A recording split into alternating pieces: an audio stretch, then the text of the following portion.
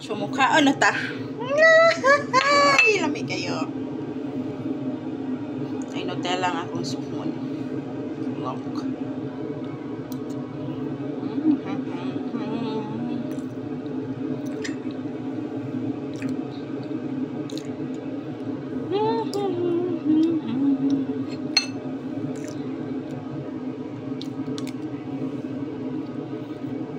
Yummy kayo. Okay kayo.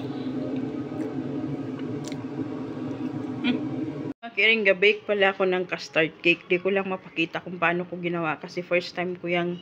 Ay, hindi. Second time ko na pala yung ginawa. Yung dati sa Saudi, nag-bake din ako ng custard cake. Perfect naman yung sa Saudi. Kaso, mas makapal yung cake kaysa leche flan. Gusto ko ngayon, yung gusto kong ma-achieve is mas makapal yung leche flan kaysa cake. Kasi parang ang sarap, di ba? So, tinry ko. Tapos, ngayon mo, sobrang lobo. Kasi nga, doon sa ginawa nating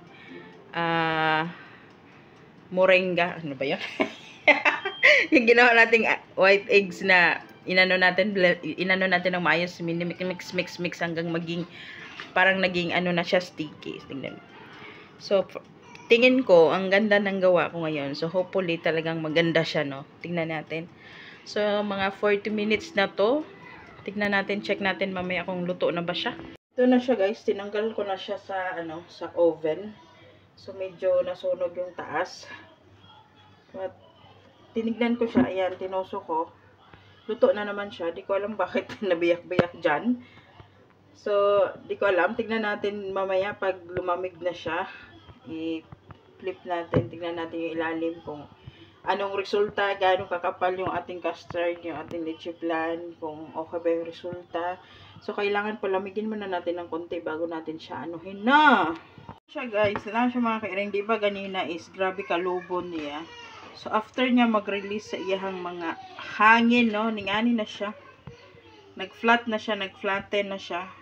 Kuha na siya dari sa iyang baking pan, o di ba? So init pa siya, di pa nato siya makuan kay usually pag init pa ang kanang cake or anything na imong ikuanan nimo siya, i-flip makuan man gud ning cake ma-damage. So dapat medyo medyo kuan na siya ba, medyo bugnaw na or bugnaw na jud, iha nimo siya tangtangon sa iyang baking pan. Hello guys, this is it.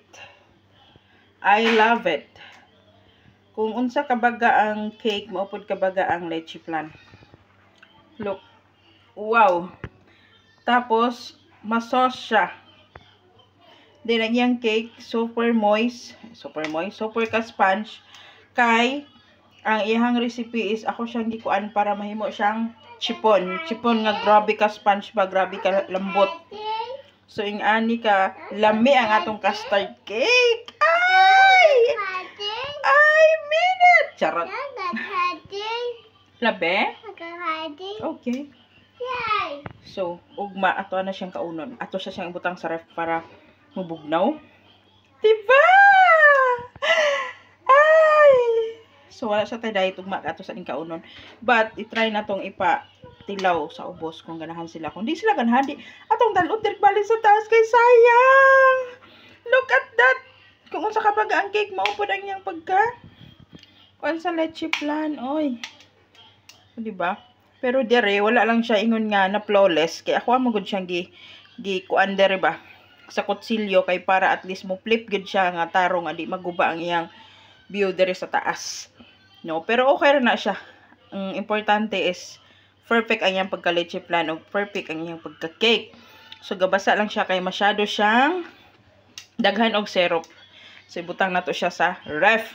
Mauna niya ang atong custard cake ang ibuhat gahapon. So ingani siya pantay ra gyud iyang kabaga sa iyang cake o ang sa iyang leche flan. O, diba?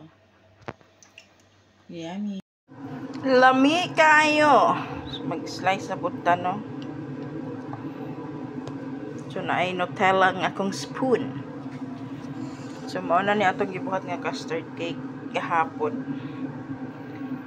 Ha! Hapit na nako na to nga. Lami kayo. Lami pa sa inyong relasyon.